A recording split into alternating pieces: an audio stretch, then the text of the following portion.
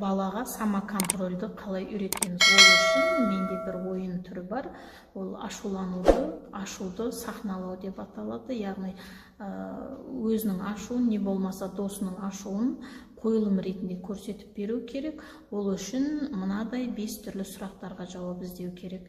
Ол қойылымда кім болып ойнайды, яғни актер ма, монстр ма, немесе жануар түрінде көрсетеді ма, және оның киімі қандай, оны ұстап көрген кезде қандай, ыстық па, суық па, қатты ма, жұмсақ па, және оның иісі қандай дауыста айтып тұр, және оның қозғалысы қандай интонацияда дауыс шығарды деген сұрақтарды қойылымға қойып берсе, яғни сценада ойнап берсе, бала өзінің ашуын, эмоциясын басқара алады деген сөз. Яғни былайынша айтқанда өзін басқаруға дағдыланады. Бұл